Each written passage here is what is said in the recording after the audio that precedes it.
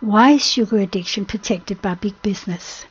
If you feel cheated and manipulated by the cereal and snack food industries, you should be. Remember the tobacco industry? They swore cigarettes were safe and couldn't harm anyone. They had scientific data to prove it. Of course, that data came from their in-house research facilities, but we had no reason not to believe it. Then a whistleblower spilled the beans. It was a big deal. Russell Crowe starred in the movie. The tobacco industry was thoroughly discredited. They were brought before the courts. It made worldwide headlines. It caused an outrage, but little action. Some people were wrapped over the knuckles. The industry heaved a sigh of relief and returned to business as usual. Everything soon returned to normal. How was that allowed to happen? There is no industry more powerful than one that can coast along on the back of an addiction. An addictive product is the most profitable, reliable product in the world. It produces untold wealth, power, and influence.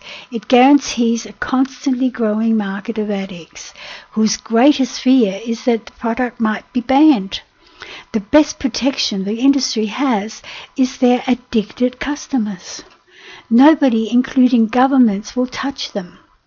If that wasn't true, tobacco companies would have been banned, and tobacco growers would be under the same rules as cannabis growers. So let's get back to the manufactured food industries. These are industries that grow and prosper on the back of an addiction to carb foods. Whether we call it a sugar addiction or a food addiction is all the same. They are all carb foods. Why carb foods? Carbohydrate is the only food category that lends itself to manufacture. As to protein foods, the best they can come up with is beef jerky and pork rinds. But carb foods are used for countless varieties of products that appeal to customers. The third food group is fat. It's treated very differently. Apart from butter, margarine, and oil, there is not much else you can, sell a fat product. But there is one thing you can do with fat.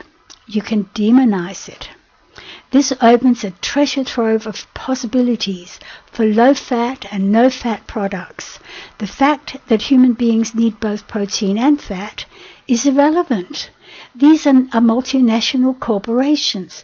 They're in business to make money, not to protect people. What can we do about it? Not a lot. Not unless we're prepared to take our own actions. Click below to learn one way you can do that. And hey, thank you for listening.